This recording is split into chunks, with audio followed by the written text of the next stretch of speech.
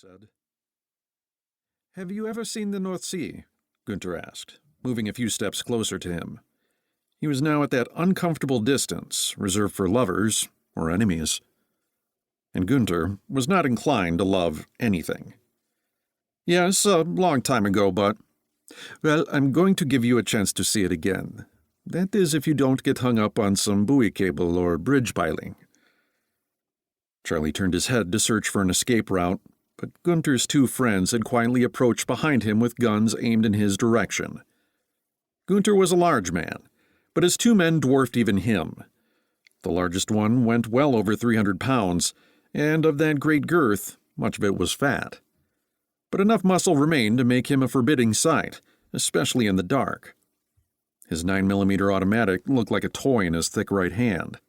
The smaller man was somewhat soft about the middle also, from a dark point of view, but his Uzi made him look much larger. They both glared with mock solemnity at Charlie. Charlie turned to look at Gunther, and he too had pulled an Uzi from inside his long coat and had it directed at him. Charlie Johnson had no retreat. "Americans are too greedy, Charlie," Gunther said. "You had everything you needed, but you wanted more. I hate greedy thieves. You're right. We have everything we need from your company, for now, so we no longer need you. Don't let the fish bite." A faint thud was barely audible over the roar of the two rivers as the metal pipe struck the back of Charlie's head, instantly knocking him to the ground. The fat man quickly wrapped a thick plastic bag over Charlie's head and tied it around his neck, ensuring all the air had escaped first. The other man tied his hands behind his back and his feet together, and then tied a rope connecting his hands to his feet.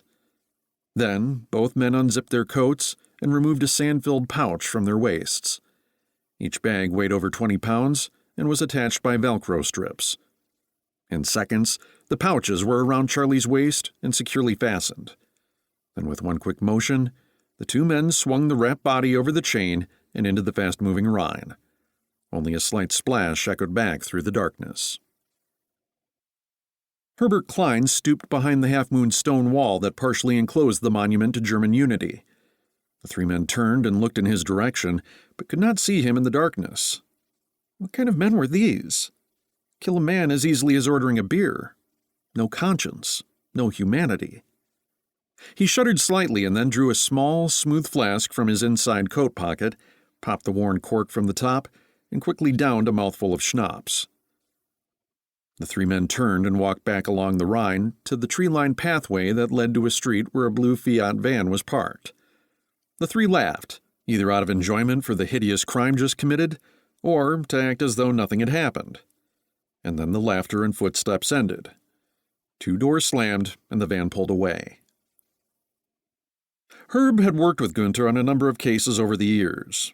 From the first time they met, Herb despised Gunther. He was too arrogant and too willing to openly criticize and ridicule without all the facts. The world had few saints and far too many tyrants. Sure, Herb wasn't a perfect, sterling performer, but at least he was honest on the job and with himself. Sleeping came easy for him. He could retire in a year or so with a clean conscience. Gunther had no conscience. Bonn, Germany. Back in the relative comfort and security of his office at the headquarters of German Customs, Herbert Klein sat at his cluttered desk with his hands over his face, rubbing the fatigue from his eyes. He started to reach for his smooth flask and realized it hung with his coat behind the door. Instead, he pulled out a gold metal flask of schnapps from the lower right desk drawer. As he poured himself a small glass, he looked deep into the textured stag on the side of the flask. He had received the flask as a gift while working on a case in the Black Forest. He had stopped the illegal trade of clocks made in Taiwan and relabeled and sold to tourists as Black Forest Originals. That was one of the highest points in his career with German Customs. Now he languished in the obscurity of a bureaucracy he had come to hate. With a quick gulp, the schnapps slid down his throat and warmed his whole body. The chill of the Rhine and the brutal men would soon be forgotten. Unlocking the center desk drawer, he pulled out a thick manila folder and stared at it for a moment. Perhaps more schnapps.